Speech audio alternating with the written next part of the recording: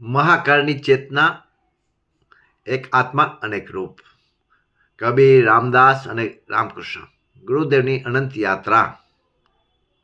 શું એક જ આત્મા અલગ અલગ યુગોમાં આવીને ઇતિહાસ બદલી શકે છે?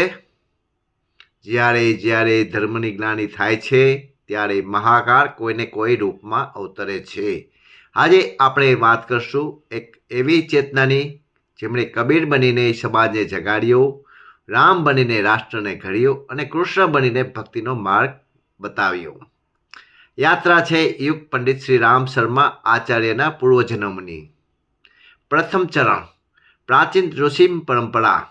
આ યાત્રાની શરૂઆત થાય છે સતયુગની ઋષિ પરંપરાથી. એવું માનવામાં આવે છે કે આચાર્યજીનો આત્મા એક તપોનિષ્ઠ ચેતના છે જેમણે ગાયત્રી મહામંત્રની શોધ કરી હતી. વિશ્વામિત્રના રૂપમાં જેમણે નવી સૃષ્ટિનું સર્જન કર્યું હતું તે જ સંકલ્પ લઈને આ આત્મા યુગો સુધી હિમાલયની ગુફાઓમાં તપ કરતો રહ્યો છે.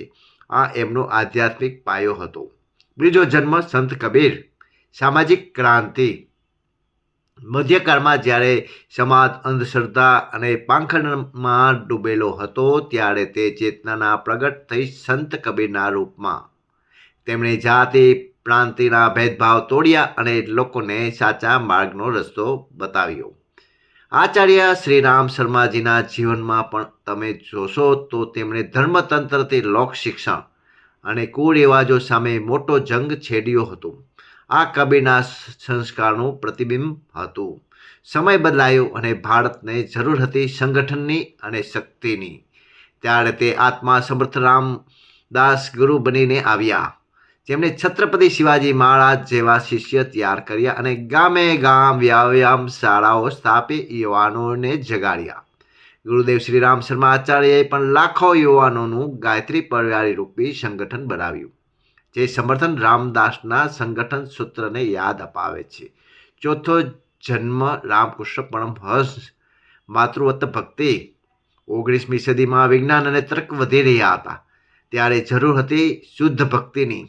આ દિવ્ય આત્માએ રામકૃષ્ણ પરમહંસની શરીર ધારણ કર્યું, જેમણે જગત જનની મા કાલીની સાધના કરી અને વિવેકાનંદ જેવા નરકેસરીને તૈયાર કર્યા. ગાયત્રી માતાની ઉપાસના અને નારી સશક્તિકરણનું જે કાર્ય આચાર્યજીએ કહ્યું તે રામકૃષ્ણ પરમહંસની માતૃભક્તિનો જ વિસ્તાર છે. પાંચમું સ્વરૂપ પંડિત શ્રી રામ શર્મા આચાર્ય. અને છેલ્લે આ તમામ જન્મનું જ્ઞાન, તપ અને શક્તિ એકઠી થઈને પ્રગટ થઈ શ્રી રામ શર્મા આચાર્યના રૂપમાં.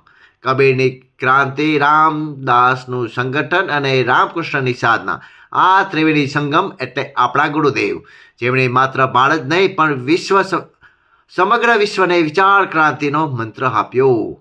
શરીર બદલાયા, નામ બદલાયા, પણ સંકલ્પ એક જ હતો, માનવમાં દેવત્વનું ઉદય અને ધરતી પર સ્વર્ગનું અવતરણ. આવો આપણે પણ એ મહાન ચેતનાના કાર્યમાં ભાગીદારી બનીએ. જય ગુરુદેવ, જય ગુરુદેવ, જય ગુરુદેવ.